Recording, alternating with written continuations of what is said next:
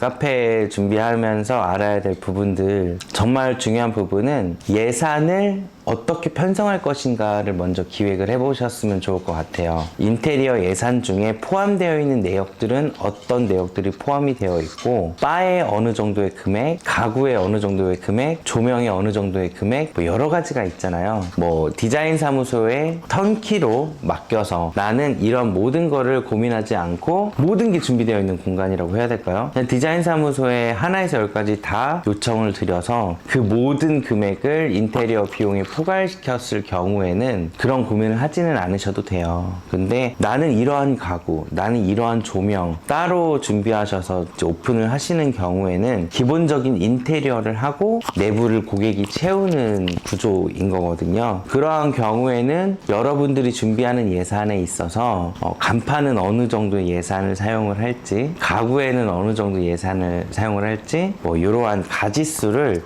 정해야 될 것 같아요. 카페를 예를 들면 정말 여러 가지가 있는데 간판도 꽤 중요한 역할을 하잖아요.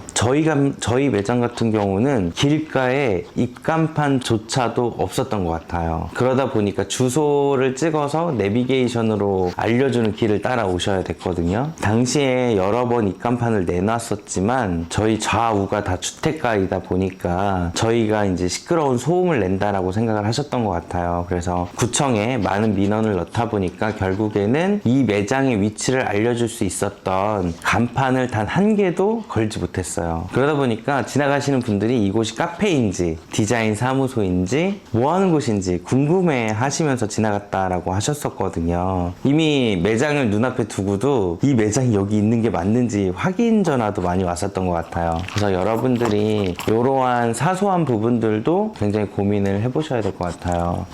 예전에 유튜브 채널을 통해서 제가 이제 카페를 임장할 때, 카페를 어디에 오픈할지 이런 임장을 할 때 필수적으로 알아야 될 팁들을 한번 말씀을 드렸던 적이 있었던 것 같아요. 그걸 다시 한번 리핏을 하자면, 우선 여러분들이 카페를 준비하실 때 제일 먼저 위치 설정을 하실 거 아니에요. 설정된 위치를 정하셨다면 그에 맞는 부동산을 찾아다니면서 건물들을 보셨을 거고, 그 건물을 볼 때는 20평이랄지 30평이랄지 여러분들이 오픈하고 싶어하는 면적을 이미 생각하셨을 거예요. 이러한 모든 것들이 준비되어서 건물을 보러 가셨을 때 입구의 인상도 가장 중요할 거라고 생각이 되고요. 내부에 준비되어 있는 설비의 시설들, 그리고 배전함의 상태, 그리고 차단기의 개수, 그리고 한전에 연락을 하셔서 이 건물 내에서 사용할 수 있는 실질적 사용 가능한 전력 상태, 이러한 것들은 필수적으로 고민을 해보시면 좋을 것 같습니다.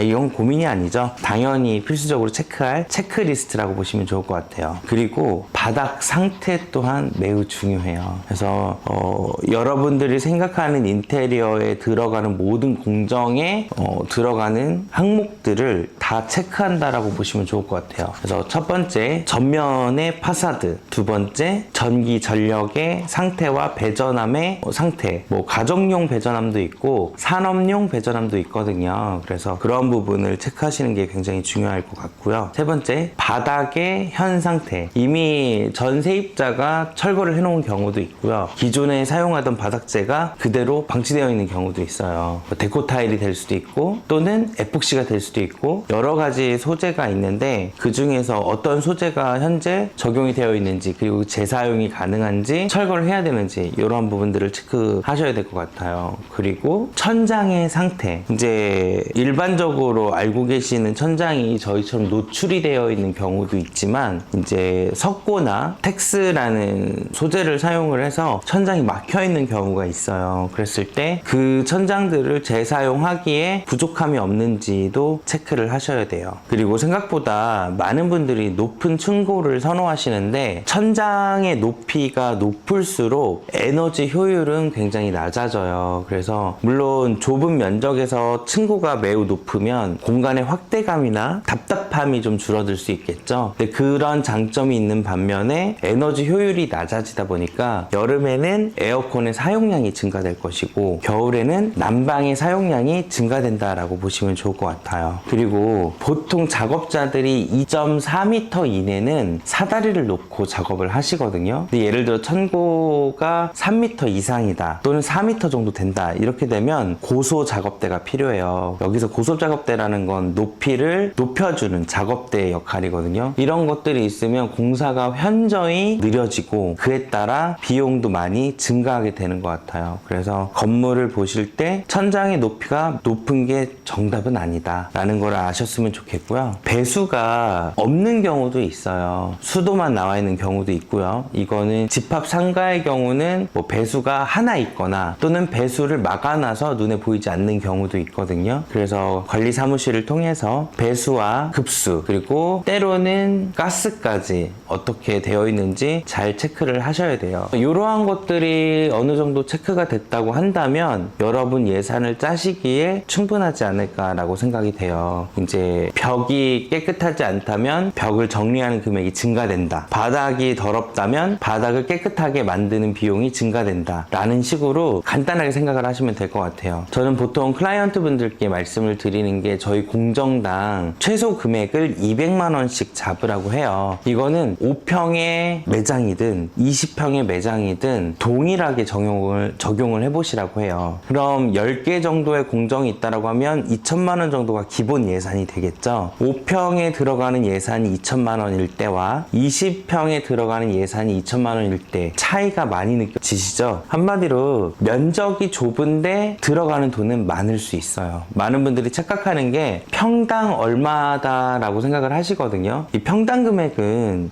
중요하지 않지 않나라고 생각을 해요. 10평인데 5천만 원을 쓸 수도 있는 거고요. 20평인데 5천만 원을 쓸 수도 있어요. 그거는 몇 개의 공정과 난이도에 따라서 금액이 달라지기 때문에 면적을 가지고 여러분이 평당 금액이 얼마다라고 얘기하는 거는 맞지 않는 것 같아요. 5평인데 매우 낙후되어 있는 공간이라고 한다면 각 공정별로 들어가는 금액이 그거보다 큰 면적일 때보다 훨씬 더 많이 사용되는 경우들이 있거든요. 그래서 여러분들이 상가를 계약을 하실 때는 건물의 컨디션에 따라서 공사 금액이 많이 증액될 수 있다. 임대료가 싸다고 해서 좋은 건 아닌 것 같아요. 예를 들어 10평의 매장을 보고 있는데 한 매장은 완전 무너지기 직전이지만 월세가 150만 원이에요. 하지만 다른 곳은 월세가 300만 원이지만 건물은 신축이었어요. 과연 어느 곳이 여러분들한테 이득일 것 같아요? 아무래도 신축 이라고 하면 위치나 어떤 여러분들이 생각할 때 네이버에